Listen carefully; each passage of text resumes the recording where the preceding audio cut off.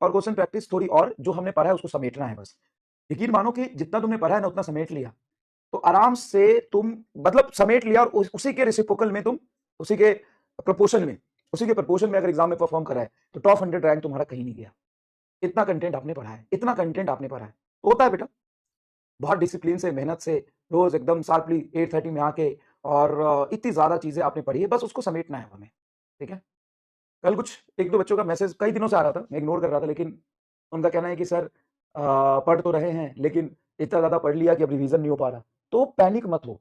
Revision करने जाओगे ना तो मैं तुम्हें बता दूं, तो स्टार्टिंग में ऐसा लगेगा कि अरे यार ये तो फिर से पढ़ना पड़ रहा है, लेकिन ऐसा नहीं है। थोड़ा सा रिवीजन करोगे, थोड़ा सा पढ़ोगे, थोड़ा सा देखोगे, मैं रिवीजन पीडीएफ भी आपके लिए अपलोड कर रहा हूं, तो तुमको स्टार्टिंग में किसी भी काम को ना करने में थोड़ा सा हेडल्स आता है। लेकिन पढ़ते जाओगे तो तुम्हें, अगर तुम एकदम ही पहली बार रिवीजन कर रहे हो पढ़ने के बाद, तो तुम्हें पता है कितना टाइम लगेगा। पहले बार के कंपेयर में तुमको टाइम लगेगा 1/4 1/5, लेकिन स्टार्ट करते समय थोड़ा सा हेडल आएगा। ठीक है, थोड़ा सा स्टार्ट करते समय हेडल्स आएगा। ठीक है, थोड़ा सा। तो उससे तुम डरना मत, शुरू करना रिवीजन, शुरू करना। थोड़ा सा स्टार्टिंग में 1-2 दिन पेन आएगा, लेकिन जब तुम करते चले जाओगे ना तो चीजें तुम्हें याद आती चली जाएगी। एकदम स्टार्टिंग से देखोगे तो हो सकता है कि तुमको याद ना है, लेकिन धीरे धीरे याद आती चली जाएगी। दूसरी बात है कि जब भी तुम्हें थोड़ा सा भी वो हो कि एक सब्जेक्ट से डर लगे तो दूसरा सब्जेक्ट को अच्छा कमांड कर लो। मतलब ऐसा नहीं है कि परेशान होकर पढ़ना ही छोड़ दो। पढ़ना छोड़ना, डिमोटिवेशन होना, परेशान होना, दोस्तों से बातें करना, डिस्कस करना, स्ट्रैटेजी ढूंढना, ये सॉल्यूशन नहीं होता। आपको अगर एक सब्जेक्ट थोड़ा भी कभी परेशान कर रहा है या कोई दिक्कत हो रही है या नंबर कम आ गया, रिवीजन नहीं हो, दूसरा सब्जेक्ट स्विच करो, उसको पढ़ो। दिमाग जब फिर कूल डाउन होगा, शांत होगा, तो फिर इसको पढ़ लेना। इस तरीके से करो। तीसरी बात, कई सारे बच्चे ये बोल रहे थे कि सर ऐसा है कि हमारे बायोलॉजी में कम नंबर आ रहे हैं या फिर ओवरऑल नंबर कम आ रहे हैं, सिर्फ क्या करें। तो मैंने पूछा बायोलॉजी में कितने आ रहे हैं, तो बायोलॉजी में सर 250 आ रहे हैं। अगर बायोलॉजी में आपको 250 आ रहे हैं और आप यहाँ पे जेई मेन और एडवांस के क्वेश्चन फिजिक्स में करके कुछ नहीं कर पाओगे।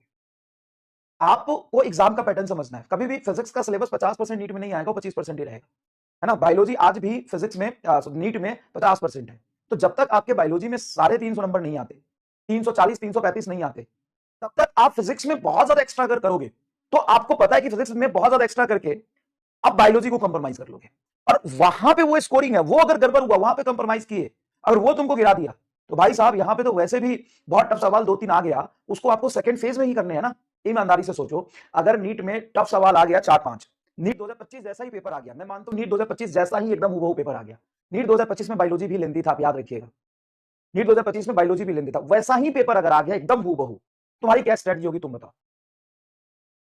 तुम्हारी क्या स्ट्रेटजी होगी? एकदम सेम टू सेम हूबहू वही पेपर आ गया 2025 जैसा ही, मतलब सेम पेपर, लेवल सेम। तुम्हारी क्या स्ट्रेटजी रहेगी? क्या स्ट्रेटजी रहेगी बताओ। वही तुम 2025 वाला पेपर ही आज 2-3 दिन में एक बार देना और उसको सॉल्व करके अपनी स्ट्रेटजी बनाना। क्या स्ट्रेटजी रहेगी? कम से कम बायोलॉजी में 330 340 तो लाओगे। उसके बाद फिजिक्स के जो उसमें 30 आसान सवाल थे उसको पहले करोगे। एग्जामिनेशन का फॉर्मेट, एग्जामिनेशन का जो पैटर्न है वो यही कहता है कि हाई एक्यूरेसी और हाई स्पीड पहले, हाई एक्यूरेसी हाई स्पीड पहले। वहां पे एक्यूरेसी एंड स्पीड का गेम है। उसके बाद आपको क्या करना है, जो सवाल आपके रह गए हैं, जो फिजिक्स के 5-10 सवाल रह गए हैं, उसके लिए अभी से बहुत अच्छा प्रैक्टिस करिए। लेकिन पहले बायोलॉजी में 330 ले आइए।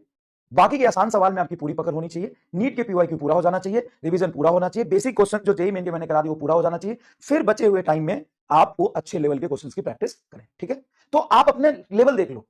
आप फोमो में मत आओ, दूसरे अपने बच्चे जो पढ़ाई कर रहे हैं वो क्या पढ़ रहे हैं उसके उसमें मत आओ। अगर मैं तुम्हें सवाल करा रहा हूं जे एडवांस के और तुम्हें लग रहा है कि अरे यार मेरा तो नीट का पीवाईक्यू नहीं हुआ अभी, तो वो कर लो पहले, वो कर लो पहले, वो ज्यादा जरूरी है ना। नीट का पीवाईक्यू कर लो। अगर तुम्हें लग रहा है कि नीट का पीवाईक्यू कर लिया तो कर। देखो हर बच्चे की तरीका अलग होता है, हर बच्चे की रिक्वायरमेंट अलग है, हर बच्चे का अभी स्टैंडिंग अलग अलग है। तो अपने हिसाब से आप डिसाइड करिए। ठीक है, अपने हिसाब से आप डिसाइड करिए। ठीक है।